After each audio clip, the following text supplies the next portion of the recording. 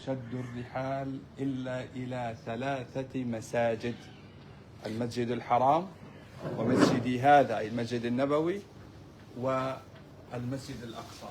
فأصبحت زيارته عبادة من العبادات يتعبد فيها المسلمين في نية الزيارة والصلاة. Kemudian Masjid Al-Aqsa adalah akidah kaum muslimin yang merupakan salah satu tempat yang disyariatkan dan yang hanya dibolehkan untuk mengunjunginya dan mendatanginya dengan tujuan ibadah kepada Allah Azza wa Jalla. Sebagaimana dalam hadis Nabi SAW yang sahih, la tushaddur rihal. Tidak boleh kita mempersiapkan perbekalan dan kendaraan kecuali mendatangi 3 masjid: Masjid Al-Haram, Masjid Nabawi, dan Masjidil Aqsa. Jadi ini akidah yang tertanam di hati kaum muslimin, memiliki keutamaan dan kemuliaan untuk mendatangi tempat yang mulia ini. المسجد الأقصى في آخر الزمان له شأن عظيم. الشأن الأول أن النبي صلى الله عليه وسلم عندما سئل عن المسجد الأقصى فقال صلى الله عليه وسلم: ولنعم المصلى هو، أي أنه مسجد مبارك ولنعم المصلى هو، وليوشكن لأن يكون لأحدكم مثل حبل فرسه يقف منه يرى بيت المقدس خير له من الدنيا وما فيها، وهذا في آخر الزمان. Kemudian beliau mengatakan, rahimahullah taala, Masjid Al-Aqsa memiliki keutamaan terutama di akhir zaman. Apa keutamaan yang pertama? Nabi Shallallahu Alaihi Wasallam menjelaskan bahwa ini adalah tempat sholat terbaik, tempat sholat yang terbaik. Bahkan Nabi Shallallahu Alaihi Wasallam menyebutkan dalam hadis yang sahih, sekiranya orang punya tempat seukuran berdiri untuk bisa melihat Masjid Al-Aqsa, itu lebih baik dari dunia dan seisinya. Maka keutamaan yang sangat luar biasa Allah Azza wa Jalla berikan pada Masjid Al-Aqsa, terutama di akhir zaman seperti ini. المسجد الأقصى يحاصره الدجال ولا يدخله، لقوله صلى الله عليه وسلم: الدجال يدخل كل منهل، كل مكان، إلا 4 مساجد: المسجد الحرام، والمسجد النبوي، والمسجد الأقصى، ومسجد الطور.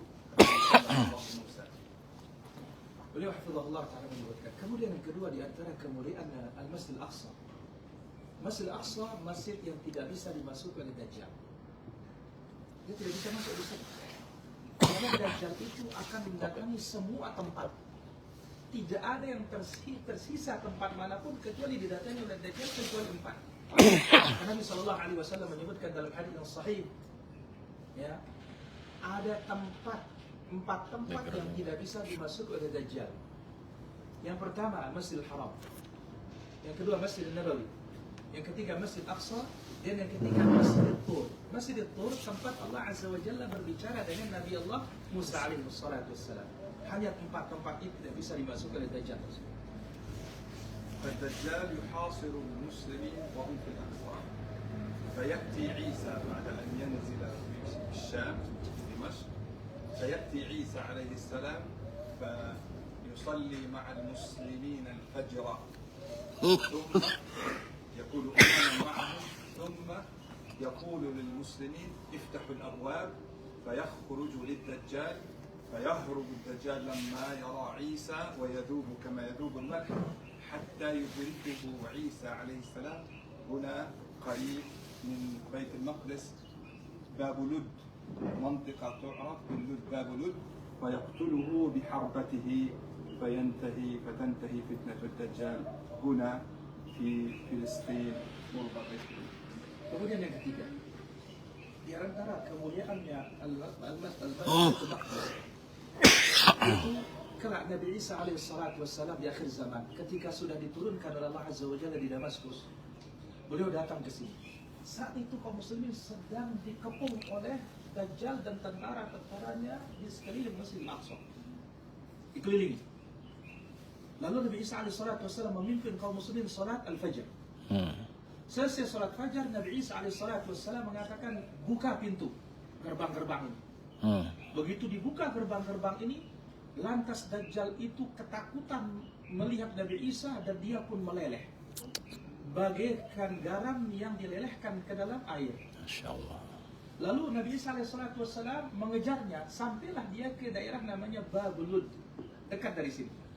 Babulud ini, di sana Nabi Isa alaihissalam menemukan sepotong dagingnya, entah itu jantungnya atau yang lainnya, lalu ditombak oleh Nabi Isa alaihissalam dan Dajjal pun mati.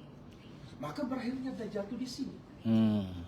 Ya, berakhirnya Dajjal itu dan kekuasaannya habis di tempat yang mulia ini. Palestina.